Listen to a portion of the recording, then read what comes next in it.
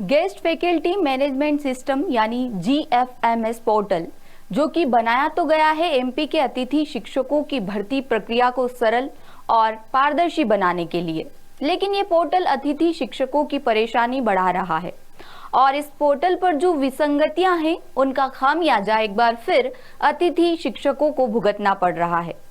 दरअसल ऐसा हम इसलिए कह रहे हैं क्योंकि प्रदेश के सरकारी स्कूलों में अतिथि शिक्षक के लिए आवेदन करने वाले सैकड़ों शिक्षकों को GFMS पोर्टल पर हो रही अव्यवस्था के चलते ज्वाइनिंग नहीं मिल पा रही है और इस मुद्दे को लेकर वे लगातार लोक शिक्षण संचालनालय के चक्कर काट रहे हैं, लेकिन बावजूद इसके उनकी सुनवाई नहीं हो रही है।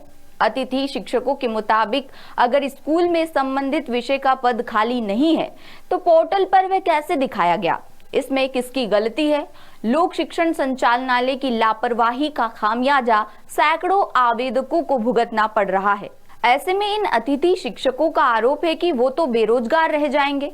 दरअसल बात यह है कि GFMS पोर्टल पर स्कूलों में पद खाली देखकर कई अभ्यर्थियों ने अतिथि शिक्षक के लिए आवेदन किया था और जब अभ्यर्थी उस स्कूल में ज्वाइनिंग के लिए गए तो उन्हें यह कहकर वापस लौटा दिया गया कि यहाँ पद खाली नहीं है।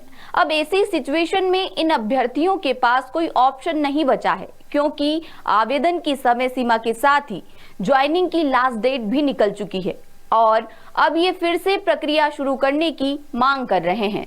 जानकारी के मुताबिक छतरपुर के बड़ा मलहरा के रहने वाले एक अतिथि शिक्षक ने पोर्टल पर आवेदन किया और उन्हें रतलाम जिले के खजूरी देवड़ा स्कूल में ज्वाइनिंग देने के लिए बुलाया गया, लेकिन जब वो वहां पहुंचे तो उन्हें बताया गया कि स्कूल में इतिहास का विषय ही नहीं है, इसलिए ज्वाइनिंग नहीं दी जा सकती। ऐसा ही मामला सामने आया रतलाम से, जहां 15 साल से अतिथि शिक्षक के तौर पर काम कर रहे एक शिक्षक को आलोट बुलाया गया ज्वाइनिंग देने के लिए, लेकिन जब वो पहुंचे तो उन्हें भी मना कर दिया गया।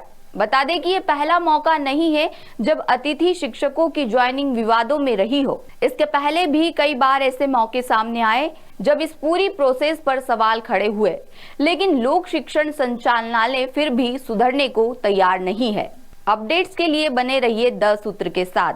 शुक्रिया। लेटेस्ट, इन्वेस्टिगेटिव और इन डेप्थ खबरें देखने के लिए ज्वाइन कीजिए द सूत्र का व्हाट्सएप चैनल, सब्सक्राइब कीजिए यूट्यूब चैनल, लाइक कीजिए फेसबुक पेज और पढ़ते रहिए वेबसाइट www.daसूत्र.com।